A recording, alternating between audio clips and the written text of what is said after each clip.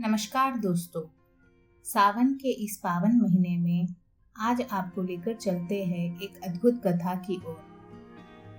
बहुत प्राचीन समय की बात है। देवता और असुरों के बीच एक महान युद्ध चल रहा था। दोनों ही अमरत्व और शक्ति की तलाश में थे। तभी भगवान विष्णु की प्रेरणा से यह तय किया गया कि पौराणिक क्षीर सागर का मंथन किया जाए। इसमें से जो भी रत्न निकलेंगे वे देवताओं और असुरों में बांट लिए जाएंगे। मंथन के लिए मंदराचल पर्वत को मथानी और वासुकी नाग को रस्सी बनाया गया।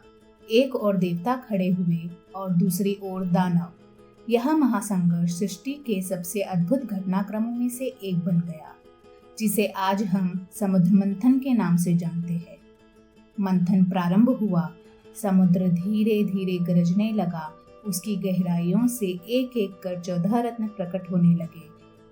कामधेनु, ऐरावत हाथी, कौस्तुभमणि, माँ लक्ष्मी और अंत में अमृत। लेकिन अमृत से पहले निकला एक ऐसा द्रव्य जिसे देखकर स्वयं ब्रह्मा, विष्णु और इंद्र भी कांप उठे। वह था कालकूट विष। यह कोई सामान्य विष नहीं था। यह इतना प्रचंड और प्रलयकारी था कि यदि वह धरती पर फैलता तो संपूर्ण सृष्टि जलकर भस्म हो जाती। देवता, दानव सभी भयभीत हो गए।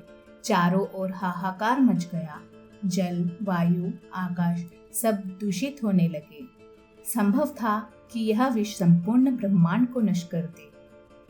तब सभी देवता भागते हुए कैलाश पर्वत पहुंचे, भगवान शिव के पास। उन्होंने करबद्ध होकर विनती की, हे महादेव, आप ही त्रिलोकों के स्वामी हैं। आप ही हमारी रक्षा कर सकते हैं।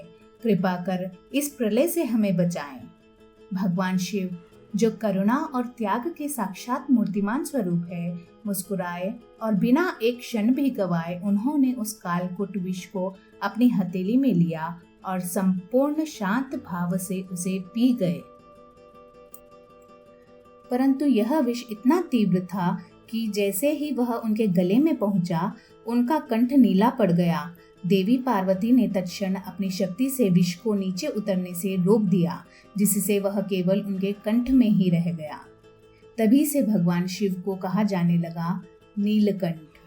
सृष्टि बच गई, जीवन बच गया, पर शिव ने दर्द सहा निस्वार्थ भाव से। उनकी यह करुणा, यह त्याग, यह साहस, यही उन्हें देवों के देव महादेव बनाता है। और इसी कारण सावन महीना है अत्यंत पवित्र। मान्यता है कि यह घटना श्रावण मास में घटी थी। वर्षा का महीना जब चारों ओर जल ही जल होता है, प्रतीक है समुद्र मंथन का। प्रकृति भी झुक जाती है शिव के इस बलिदान पर। इसीलिए श्रद्धालु सावन में शिवलिंग पर जल चढ़ाते हैं, मानो उस विष की तपिश को शीतलता दे रहे हो। बेलपत्र चढ़ाते हैं, मानो हृदय से आभार व्यक्त कर रहे हो। और सोमवार व्रत रखते हैं ताकि शिव कृपा से जीवन सुखमय हो। भगवान शिव ने विष को पीकर संसार को बचाया, पर स्वयं पीड़ा झेली। आज जब हम सावन में शिव का अभिषेक करते हैं तो वह केवल पूजा नहीं, एक श्रद्धा है उस परम त्याग के लिए जो सृष्टि की रक्षा हेतु किया गया। इसीलिए सावन न केवल भक्ति का महीना है, बल्कि वह त्याग, करुणा और कर्तव्य की प्रेरणा भी है। सावन सोमवार की महिमा। सावन में आने वाले सोमवार भगवान शिव को समर्पित होते हैं। इस दिन उपवास कर शिवलिंग पर जल चढ़ाया जाता है। अविवाहित कन्याएं उत्तम वर की प्राप्ति के लिए व्रत रखती है। मान्यता है कि सावन के सोमवार से मनोकामनाएं शीघ्र पूर्ण होती है। कांवड़ यात्रा का महत्व। लाखों शिव भक्त गंगा नदी से जल भरकर कांवड़ यात्रा करते हैं। यह जल शिवलिंग पर चढ़ाकर उन्हें समर्पित किया जाता है। यह यात्रा भक्ति, श्रद्धा और सेवा भाव का अद्वितीय उदाहरण है। हरियाली और प्रकृति का सौंदर्य। सावन वर्षा ऋतु का महीना है। चारों ओर हरियाली, शीतलता और पवित्रता का माहौल होता है। यह वातावरण शिव की तंद्रा और ध्यान के अनुकूल माना जाता है। विवाह और दाम्पत्य जीवन में शुभता। स्त्रियां इस माह में हरियाली तीज, सोमवार व्रत और श्रृंगार करती है। इससे उनके वैवाहिक जीवन में सुख, प्रेम और सौभाग्य बढ़ता है। आत्मिक शुद्धि और मोक्ष का मार्ग। सावन में की गई पूजा, जप, तप और व्रत अनेक गुना अधिक फलदायी होते हैं। कहा जाता है कि इस महीने शिव कृपा से कर्मों का क्षय होता है और मोक्ष का द्वार खुलता है। सावन केवल एक ऋतु नहीं बल्कि शिव भक्ति का पर्व है। यह महीना हमें त्याग, करुणा और भक्ति की शिक्षा देता है। जिसने सृष्टि की रक्षा के लिए विष भी पी लिया, उसके प्रति आभार प्रकट करने का सबसे श्रेष्ठ समय है सावन। ओम नमः शिवाय का जाप करें, शिव को जल चढ़ाएं और उनके चरणों में अपना जीवन समर्पित करें, क्योंकि जहाँ शिव है वहाँ कल्याण है। शिव की पूजा बहुत सरल है, लेकिन उसका प्रभाव बहुत गहरा होता है। जब हम श्रद्धा से भगवान शिव की पूजा करते हैं तो हमारे जीवन की हर कठिनाई धीरे धीरे दूर होने लगती है। पर एक सवाल हर किसी के मन में होता है, शिव जी को क्या चढ़ाना चाहिए और उससे हमें क्या फल मिलता है। चलिए जानते हैं शिव पूजा में क्या क्या चढ़ाते हैं और क्यों। सबसे पहले जल या गंगा जल। शिवलिंग पर जल चढ़ाना सबसे जरूरी है।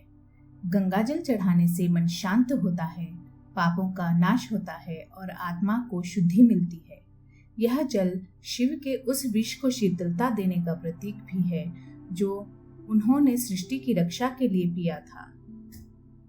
बेलपत्र, भगवान शिव का सबसे प्रिय पत्र। 3 पत्तों वाला बेलपत्र शिव जी को अत्यंत प्रिय है। इसे चढ़ाने से मनोकामनाएं पूरी होती है और रोग दोष दूर होते हैं। ध्यान रखें पत्ते टूटे फूटे ना हो और यदि हो सके तो उस पर ओम नमः शिवाय भी लिखा जाए। दूध, गाय का कच्चा दूध शिवलिंग पर चढ़ाना बहुत शुभ माना गया है। इससे हमारे जीवन में सुख, समृद्धि आती है और मानसिक तनाव दूर होता है।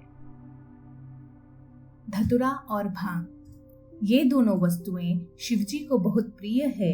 ये दिखाते हैं कि शिव हर विष को भी स्वीकार करते हैं। इन्हें चढ़ाने से हमारे क्रोध, भय और नकारात्मकता दूर होती है।